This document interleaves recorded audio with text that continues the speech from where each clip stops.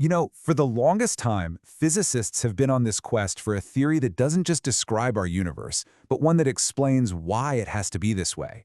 Well, today, we're going to explore a really radical idea called the single bulk framework. It's a theory that claims to do exactly that, and it starts from a single, unbreakable rule.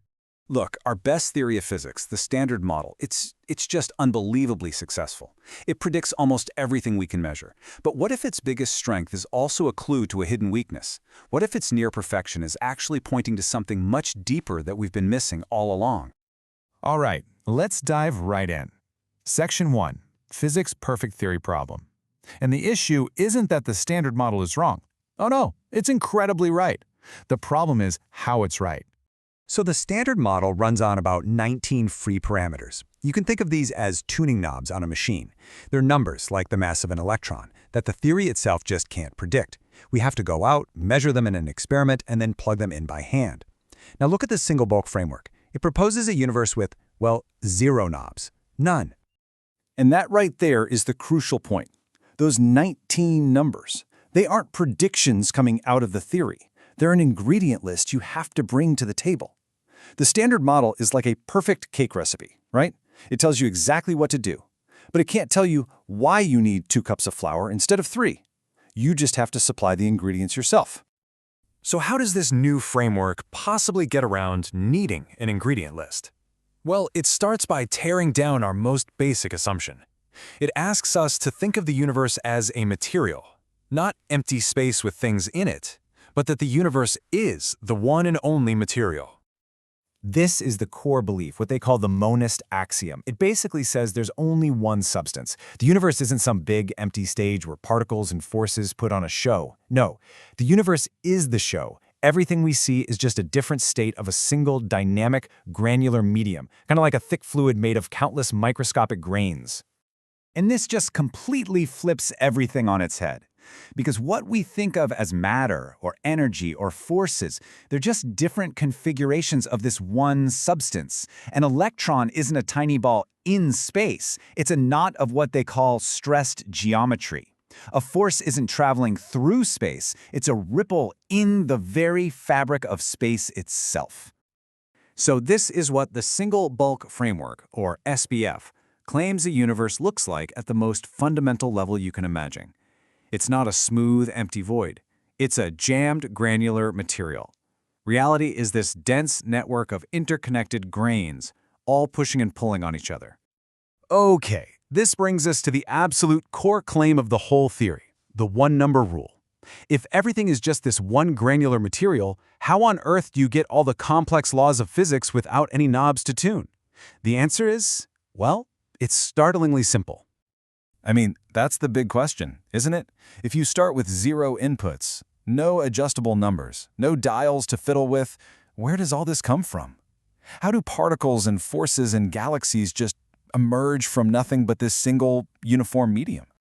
And the answer, according to the SBF, is this one number, about 14.4. Now, this is not an input, it's not a magic number they picked. It's a geometric necessity. It's the average number of neighbors that each tiny grain of reality must be touching for the whole structure to be stable. It's not a choice. It's a condition for the universe to even exist. So why this specific number? Well, as this diagram shows, it all comes down to a fundamental law we already know, the conservation of spin, or angular momentum. For a single grain in this system to be stable, to not just spin off randomly, it has to be physically locked in place by all of its neighbors. And it turns out that in 3-dimensional space, the precise average number of contacts needed to perfectly lock a sphere is 14.4. It's just a pure geometric fact. So let's just walk through the logic here. 1. Spin has to be conserved. That's a non-negotiable rule of our universe. 2. To make that happen in a system made of grains, you have to physically hold each grain still.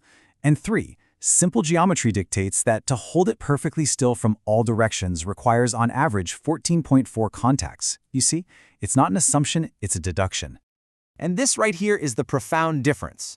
In the Standard Model, you can imagine changing the mass of the electron. The math still works perfectly fine, you just get a different universe, maybe a boring one with no life. But in the SBF, if you change z from 14.4, the whole structure collapses. The vacuum either freezes solid or melts into chaos. Physics itself breaks down. One is a choice, the other is a condition for existence. Okay, so if the vacuum has this very specific granular structure, what does that mean? What are the consequences? How do we get the things we actually see, particles and forces, out of it?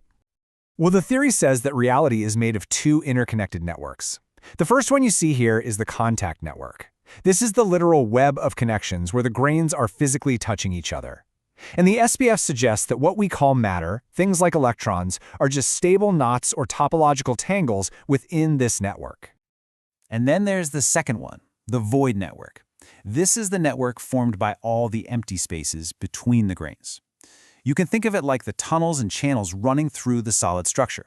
And this network is the highway that fields and forces use.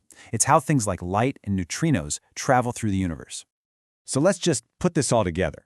You've got the contact network, the actual stuff, and that's where physical matter, like electrons and quarks, live. And then you have the void network, the gaps between the stuff, and that's where fields like photons and neutrinos do their thing. It's a dual system that creates one single, unified reality. Okay, this is where the theory gets truly mind-bending. It claims this simple granular structure doesn't just explain the tiniest things in the universe, but it might also explain the very largest. Here's the most ambitious claim of all. What we call different laws of physics are really just different views of this one system at different scales. At the tiniest Planck scale, you see the individual grains. But zoom out a bit, and their collective behavior looks like the physics of an atomic nucleus. Zoom out further, and it all smooths out into the spacetime of electromagnetism. And if you zoom all the way out to the cosmic scale, its overall tension shows up as dark energy. It's one system behaving differently at different magnifications. But how is that possible? Well, the theory suggests the universe exists in a state of what's called self-organized criticality. The best way to think about this is a simple sand pile. As you pour sand, the pile grows until it reaches a critical slope. Any steeper and you get these tiny little avalanches that restore the balance. SPF says the vacuum is doing the same thing, constantly making tiny adjustments to keep that critical average contact number of 14.4, which makes its structure look similar at every single scale. And this leads to an absolutely stunning visual comparison. On one hand, you've got the theoretical structure of the Planck scale vacuum, a network of contacts and voids. And on the other, you have the observed cosmic web, the largest known structure in our universe, made of galaxy filaments and massive voids. The patterns are, well, they're strikingly similar. SPF claims this is no coincidence. It's a direct consequence of reality being a fractal. And that leaves us with this final, really provocative thought. What if there are no arbitrary numbers, no knobs that somebody had to tune just right? What if everything we see, from the quantum dance of a single particle to the cosmic web of galaxies, all emerges from a single unbreakable geometric rule that's required for existence itself?